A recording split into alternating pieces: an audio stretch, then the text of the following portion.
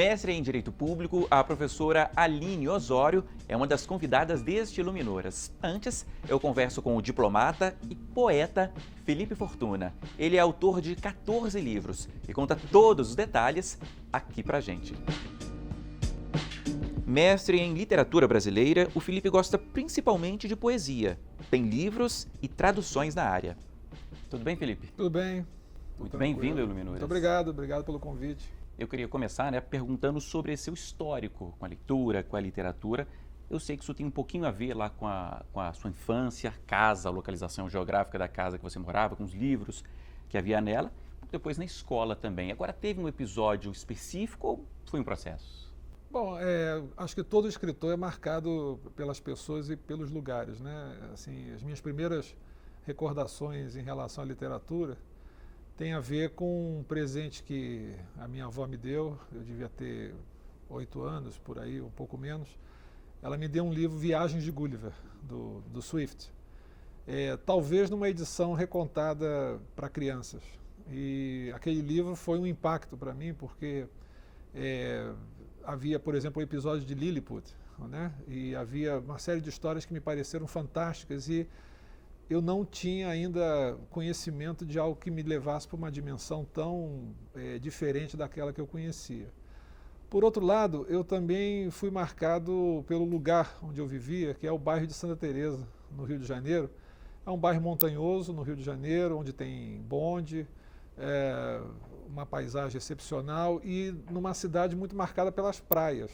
E esse contraste entre a montanha e a praia e o isolamento do bairro também acabaram me propiciando maior leitura, maior isolamento, e eu usei muito a biblioteca do meu pai, que era um humorista, um jornalista, e então eu acho que esse conjunto de referências, o bairro, os livros, a vida na família, em um certo isolamento, são as primeiras recordações que eu tenho como escritor. Bom, você tem 14 livros publicados e trouxe aqui o primeiro para a gente ver. Ou vice-versa, está completando 30 anos. 30 anos, É um livro de um jovem poeta que estreou aos 23 anos e por incrível que pareça, aos 23 eu já devia ter algum tipo de reflexão literária, porque há poemas no livro que já fazem referência a Oswald de Andrade, fazem referência a Mário Faustino, já existe uma certa intertextualidade no livro. Mas era, sobretudo, um livro de um jovem que estava dando seus primeiros passos na literatura e muito influenciado pela dicção modernista, por uma visão até meio paródica da realidade, um pouco de humor, bastante angústia, como eu acho que as estreias são em vários poetas. E foi um livro que me deixou bastante contente e até realizado no momento, porque mereceu boas críticas, teve uma boa aceitação e me permitiu continuar uma obra tanto de poeta como de crítico e tradutor, né? Você tem 14 livros literários, né? 14 livros, melhor dizendo, a gente contava aqui. O primeiro é mesmo o maior desafio? De certa maneira, sim, porque se nós, por exemplo, pensarmos em alguns poetas, muitos deles renegam o primeiro livro, né? Nós estávamos conversando antes do programa sobre Ferreira Goulart. Ferreira Goulart tem um livro excepcional, que é um livro de 1954, chamado A Luta Corporal. Ele tinha 23 anos quando edita esse livro, mas antes ele havia publicado um livro que é extremamente acadêmico, um livro que ele tinha 19 anos, e ele está muito mais velho aos 19 anos do que aos 82, por exemplo. E ele renega esse livro. Alguns poetas fazem isso. Por exemplo, Armando Freitas Filho também é um poeta que renega os seus primeiros livros, que são muito vinculados à estética da poesia praxis, né? Outros não. Outros, como Carlos Drummond de Andrade, fizeram um primeiro livro como Alguma Poesia, que é de 1930, que vale até hoje como uma espécie de ícone do modernismo. Então, o primeiro livro é um perigo para qualquer renega escritor. Não, né? O meu não, estando errado ou estando certo, ele já foi até compilado num livro chamado Em Seu Lugar, onde eu publico os 4 primeiros livros e mais um.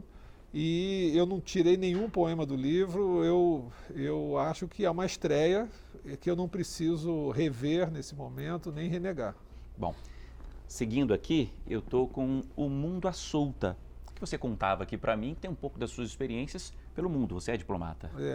Sim, esse é um livro que eu lancei em 2014, um pouco aturdido com a realidade e a violência social. Quer dizer, basicamente é um livro que fala sobre terrorismo, sobre meio ambiente, sobre fome e vários outros temas da agenda internacional, da vida dos países, que como diplomata eu conheço profissionalmente, tecnicamente, conheço as sensibilidades políticas, mas eu me senti muito estimulado a fazer uma reflexão poética sobre o assunto, né? Portanto, é um livro de poesia social, um livro em que um poeta reflete sobre os temas das relações internacionais e do mundo que o cerca, né? Estamos vendo aí, por exemplo, as atrocidades cometidas na Síria, as discussões dificílimas e complexas do Oriente Médio. Então, todo esse conjunto de temas me pareceu muito importante ter uma reflexão poética sobre isso. E tem uma pequena parte inicial que também tem a ver com a realidade nacional. Por exemplo, nós vivemos num país onde existe a bala perdida, onde existe um armamento na mão do crime organizado que é excepcionalmente poderoso. Existem problemas sociais muito agudos no Brasil e esse livro também traz uma reflexão sobre isso. Daí o título dele, O Mundo à Solta, né? Como se fosse um descontrole completo, como se fosse uma realidade difícil de captar, né? Falando dessa parte sobre literatura especificamente, morar em outros países, ter experiências em outros países, nessa parte da leitura, acrescenta de que forma? Ler na própria língua, ter mais contato, um contato mais direto, qual que é o diferencial? Bom, um aspecto que eu acho que é importante e talvez outros diplomatas confirmem isso, é que nós acabamos tendo uma visão muito lúcida sobre o nosso próprio país quando nós estamos fora dele. Nós aprendemos a ver o Brasil, no meu caso, de uma maneira que se nós estivéssemos aqui dentro não teríamos tanto distanciamento e tanta lucidez ao ver os problemas do nosso próprio país, né? Esse é um primeiro ganho que a pessoa tem quando sai para um país e vai viver no exterior, né?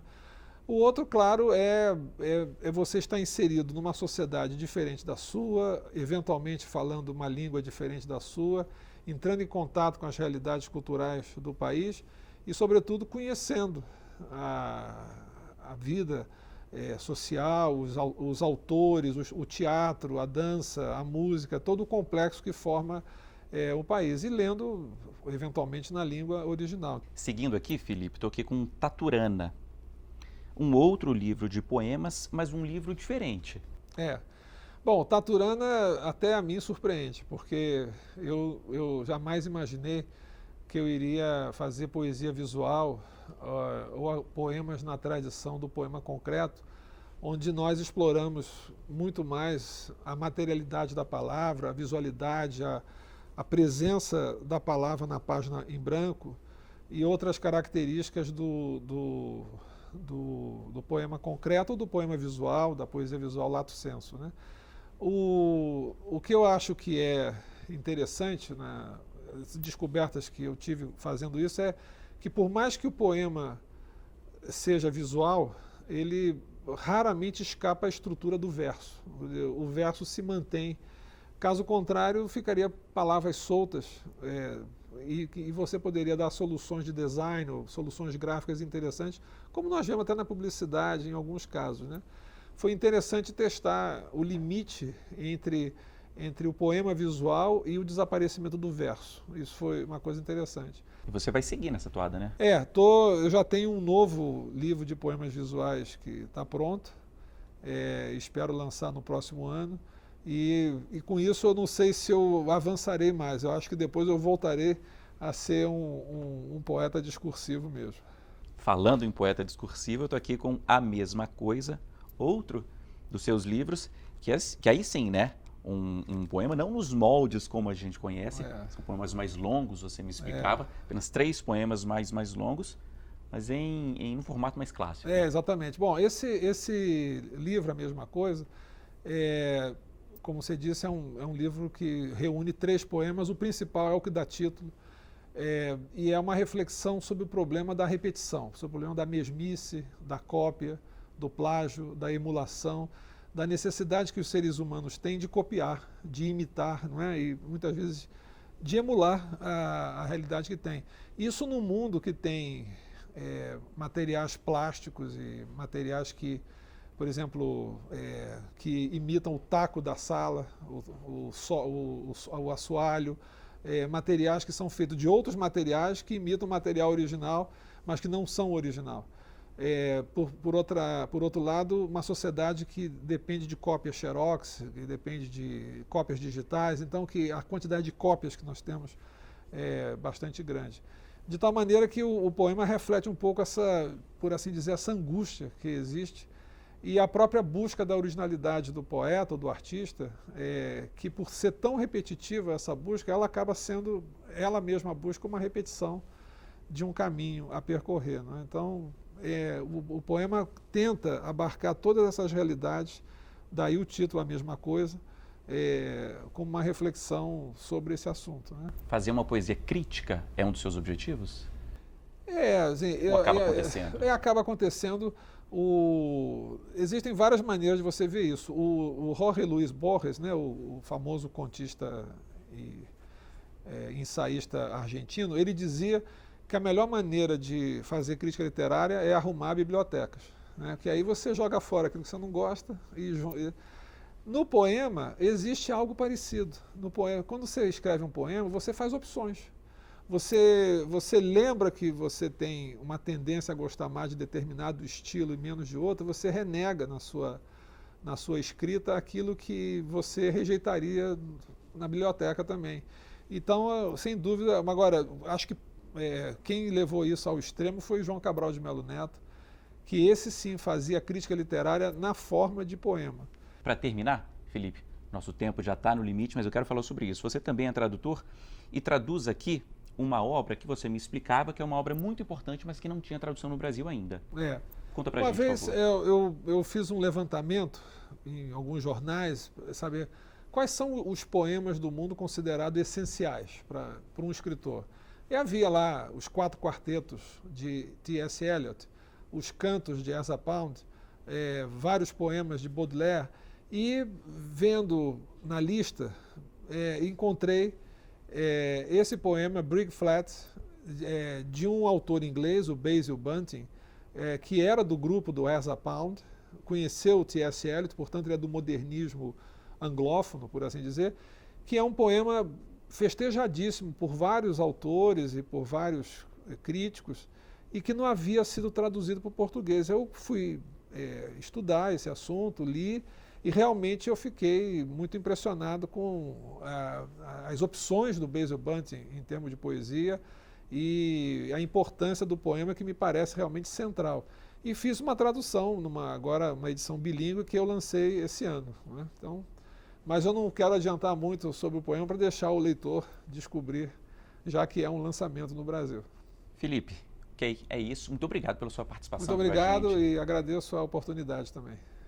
Bom, esse foi só o primeiro trecho aqui do Iluminuras. Depois do intervalo a gente fala mais sobre literatura, dessa vez com a professora de Direito Constitucional, Aline Osório. É um minutinho só, não sai daí.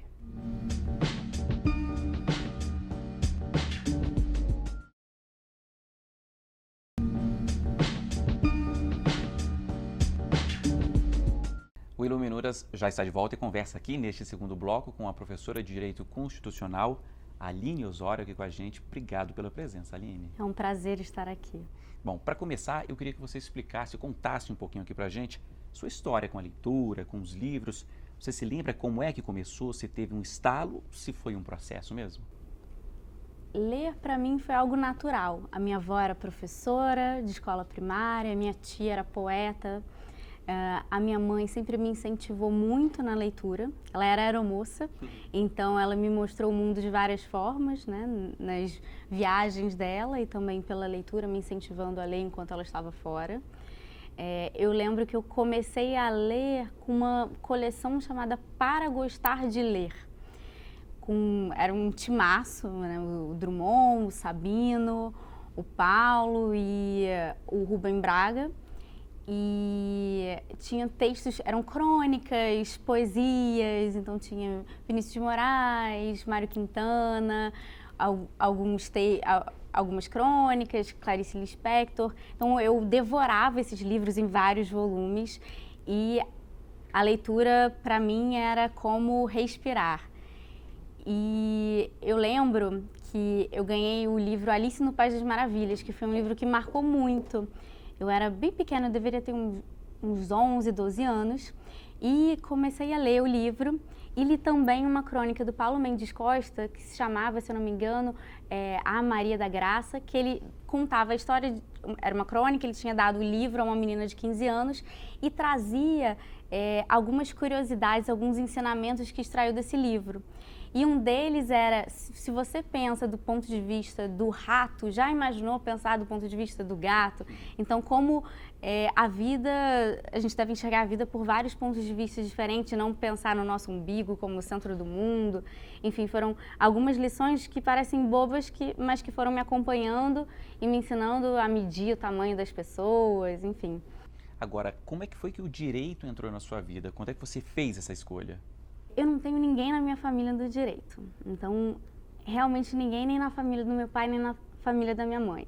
A família da minha mãe era uma família, minha mãe era aeromoça, a primeira vez que ela voou de avião foi no primeiro dia de trabalho, então de uma família muito humilde, enfim, com muitas dificuldades, e a família do meu pai já tinha fartura, então ele era um comerciante português, descendente português, e pôde dar uma ótima educação para as filhas. Então, a minha tia é super inteligente. E o que eu olhando essas duas perspectivas diferentes, dessas duas famílias contrastantes, me deu vontade de procurar algum lugar em que eu pudesse fazer a diferença. E eu achei que o direito poderia ser esse lugar. E você se encantou pelo direito, não é? Eu me encantei pelo direito, em especial pelo direito constitucional. Então, pela linguagem dos direitos, da gente poder utilizar o que eu chamo hoje de litigância estratégica. Então, que é uma ideia que vem surgindo de você usar o direito e o litígio de grandes questões para achar um caminho que, às vezes, a política ordinária não vai achar. Ainda mais nesse momento que a gente está vivendo de desencantamento com a política, em que as instituições majoritárias estão muito descreditadas. O direito, às vezes, é um caminho até para empurrar um pouco a política, para a gente ganhar um pouco mais, se reencantar, se redescobrir a política. Bom, você fez mestrado e a sua dissertação virou um livro que está aqui comigo. Direito Eleitoral e Liberdade de Expressão. Para começar, explica para a gente o que você defendeu aqui. Primeiro, eu identifiquei uma cultura de desprezo pela liberdade de expressão no país. Essa cultura de desprezo pela liberdade de expressão se manifesta sobretudo nas eleições e, em geral, nas críticas a autoridades, a políticos, nos escândalos de corrupção. Então, se a gente olhar os casos mais recentes, então, a polícia tentou, em um estado, tentou impedir a distribuição de um jornal. Vídeos do Porta dos Fundos, um conhecido grupo humorístico, foi censurado por fazer menções jocosas a um político, a um candidato. Nós temos diversos exemplos que demonstram que a liberdade de expressão não criou raízes entre nós. E, curiosamente, não foi por falta de proteção constitucional. A Constituição de 88 chega a ser, em alguns pontos, redundante na defesa desse direito. E tampouco por uma falta de proteção, de atuação do Supremo Tribunal Federal na defesa desse direito.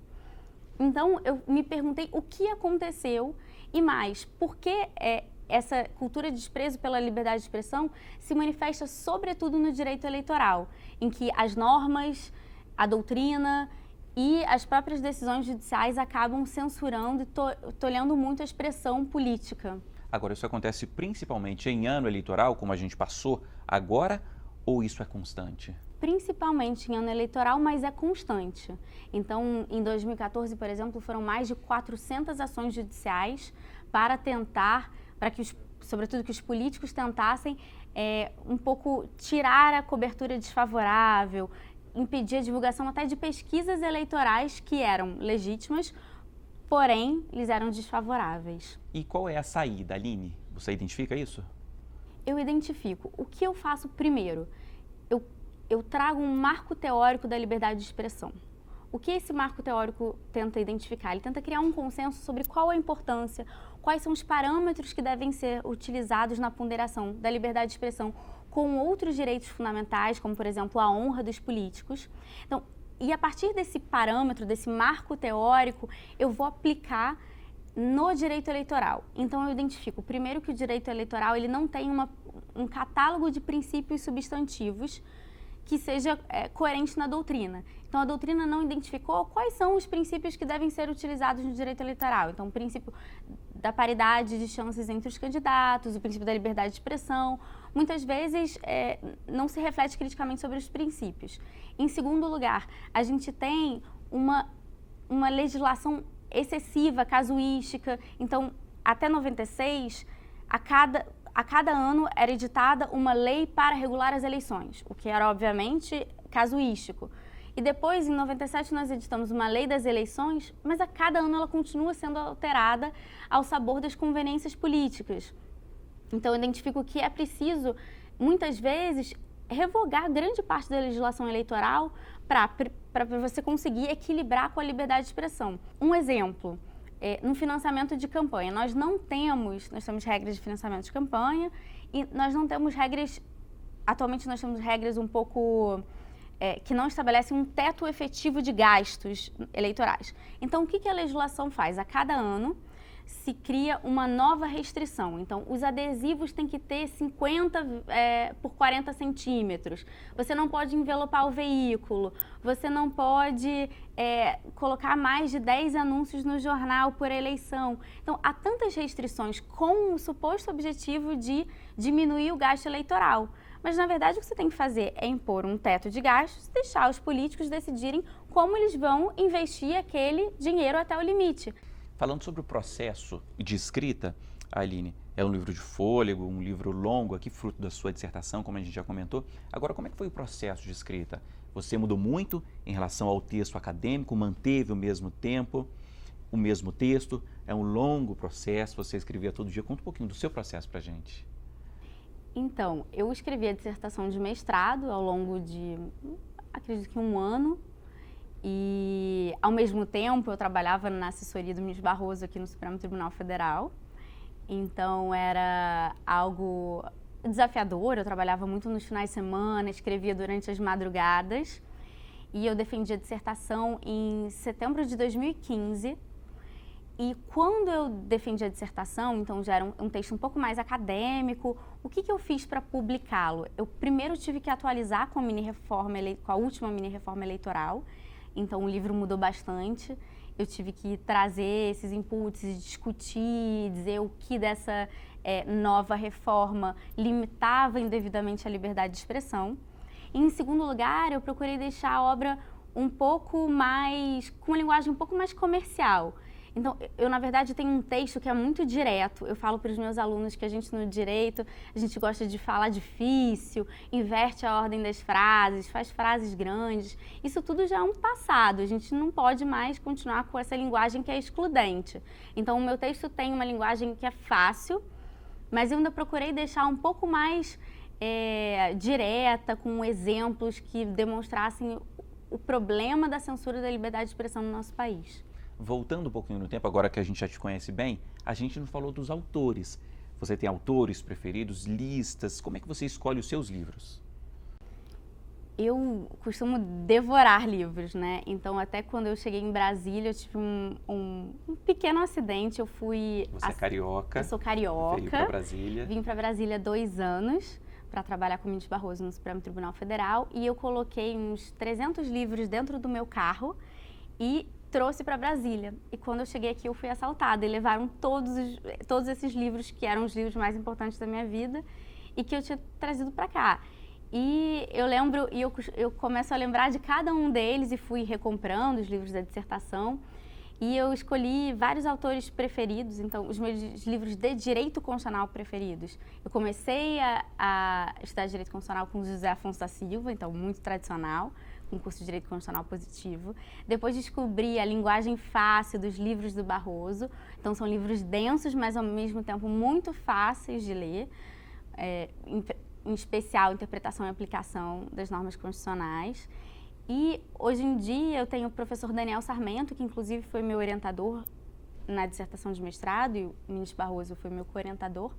O Sarmento tem hoje um livro de Direito Constitucional, Teoria, História e Métodos de Trabalho, que ainda é o primeiro volume, então não tem toda a matéria, mas que ele trata o tema com uma profundidade que é incomum nos cursos de Direito.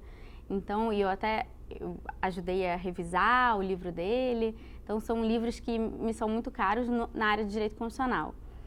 Fora do direito constitucional e fora do direito, eu sempre estudei muito o Brasil. Então, como nós chegamos, qual foi a nossa história, como nós chegamos ao que somos hoje. E eu lembro primeiro que eu comecei com a trilogia, então Casa Grande Senzala, Raízes do Brasil, Formação do Brasil Contemporâneo. Depois Os Donos do Poder, do Raimundo Fauro. O incrível Vitor Nunes Leal, um Coronelismo, Inchado e Voto. E é engraçado que cada um desses livros me traz insights sobre o direito. Então, por exemplo, Coronelismo, Inchado e Voto, que vai falar sobre a República Velha, com a política dos governadores, mostra que no momento em que a gente teve maior autonomia para os entes federativos, foi o momento que a gente teve também uma maior corrupção, então uma forma de distorcer o voto, então havia muitas fraudes eleitorais. Então, um pouco para a gente pensar, a nossa federação, o princípio federativo, o princípio republicano, isso eu levo para as minhas aulas de direito constitucional. E, por fim, Darcy Ribeiro, O Povo Brasileiro, em um livro chamado Aos Trancos e Barrancos, que conta a história do Brasil de uma forma deliciosa. Ok. Aline, foi um prazer conversar com você, conhecer aqui os seus livros preferidos, o seu livro. Muito obrigado pela presença. Prazer foi meu, obrigada. Bom, o Iluminuras fica por aqui. Muito obrigado a você também. Para rever este e outros programas, basta acessar tvjustiça.jus.br. E até a semana que vem. Tchau.